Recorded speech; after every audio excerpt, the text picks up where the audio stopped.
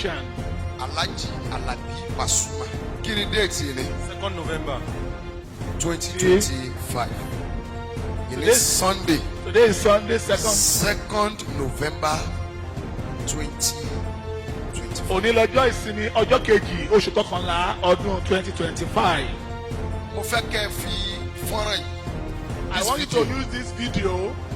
Kẹ́ fi máa ránṣẹ́ sí wọn. Please, you can send it to him. Ẹ bá You know him mi personally. táàgì wọn. You can tag him if you know him. Èmi ò ní kí àwọn èèyàn máa bù mí. I will not say people should not abuse me. Mi ò ní kán máa fi ìpè ránṣẹ́ sí mi. I didn't say they should not curse. Kò tuntun. It's not new. Tuntun.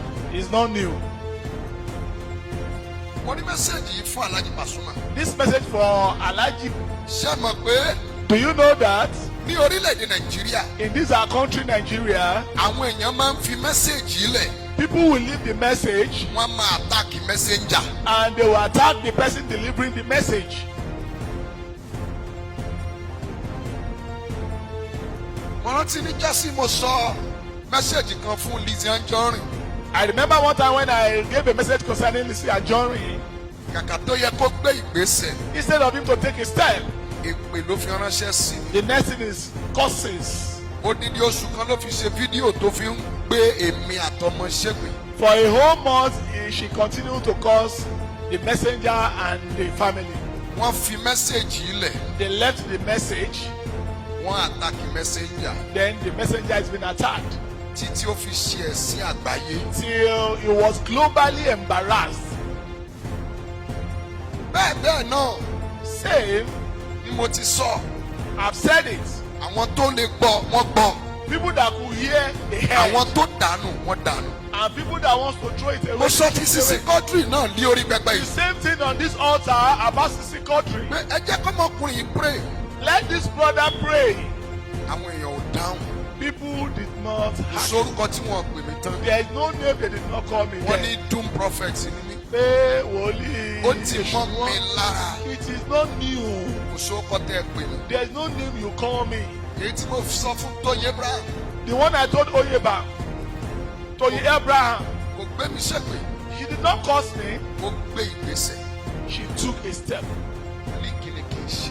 Prophet, what should I do? Ẹ lọ ṣe báyìí. Do this, Ẹ lọ ṣe báyìí. do that. Mo fi ẹni tó lẹ̀mí mi búra. I use the person that owns my soul to swear. Orí social media mo ti ń sọ̀rọ̀. I'm on social media now. Ẹ pé kẹ́ bèrè lọ́wọ́ ẹ̀. Call her and ask her. Láti ọjọ́ tí mo ti deliver message yẹn fún. Since the day I delivered that message to her, Tó ti pè mí pé kí ni kó mo ṣe tí mo and lè she sọ fún. called me and I gave her instruction on what to Sí do. ọjọ́ tí mo padà pé There's no day I've ever called her again. pé a fẹ́ ṣe nǹkan kan ní church. That I want to do something in church. Ẹ kàn fowó kan ránṣẹ́. That please support us financially.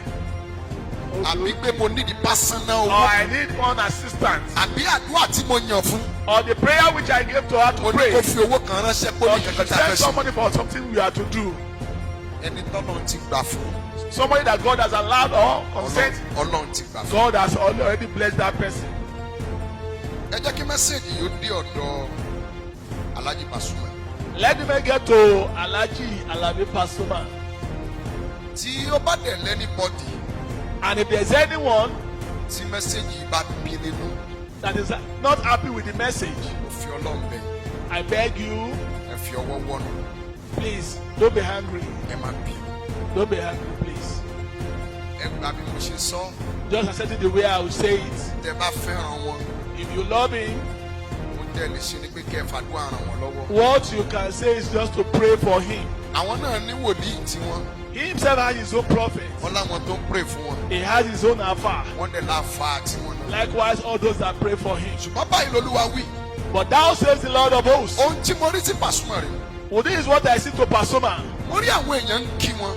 I see people greeting him, Wọ́n ń kí kú oríire. congratulating him. Àwọn èèyàn ń kí. People Wọ́n ń kí. greeting, Wọ́n ń kí kú oríire. congratulating him. Wọ́n ti ń kí. As they are greeting, Mo rí àwọn kan ń lùlù. so some people drumming, Ó ń jó. and I see him dancing, Wọ́n ń kọrin fún. and they are singing for him. Lójijì. Suddenly, Mo rí ìlú dúró. I saw the drum stop. Orin dúró. The sound Gbogbo àwọn stop. tó ń kí. All those greeting Tó him, bá ń yọ̀. rejoicing with him. Mo rí pé I saw that wọ́n yí èdè padà. they changed what they are saying. Wọ́n bẹ̀rẹ̀ sí ní kí pẹ̀lẹ́. They started saying sorry. Wọ́n kí pẹ̀lẹ́. They started saying sorry, Wọ́n ṣe sorry fún wọn. consoling him. Lójijì. Suddenly, Mo kàn rí breaking news. ọkàn rí ìròyìn pàjáwìrì.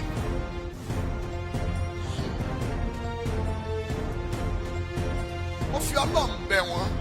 I beg him in the name of God, Kán lọ múra sí àdúrà.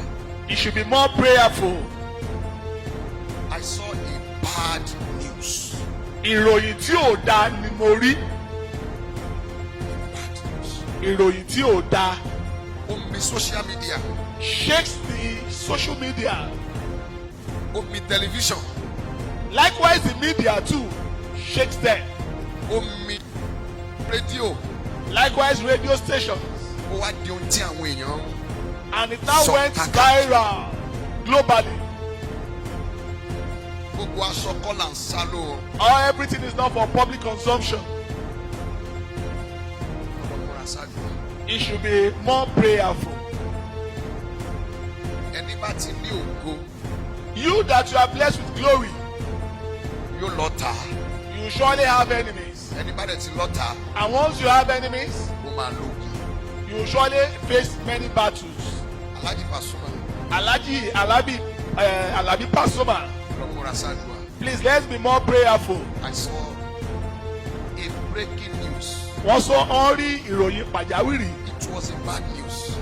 Ìròyìn tí ò dáa ni. At first, Ní àkọ́kọ́, ohun tí wọ́n ń jó sí ni. it is something that somebody should rejoice to. Ohun téèyàn ń yọ̀ sí ni. It is what somebody should rejoice to. Ó kàn yí bìrì. Suddenly change. Ìran ibi Evil vision, aláìbí evil dream. lórúkọ Jésù In Jesus' name, kò ní ṣẹ mọ́ yín lára sá. it will not come to pass in your life in Jesus' name. Èmi ò ní kán máa bù mí. I will not say they should not abuse me. Èmi ò ní kán máa sọ̀rọ̀ sí mi. I will not say they should not say anything. Ṣùgbọ́n iṣẹ́ tá a bá rán ikọ̀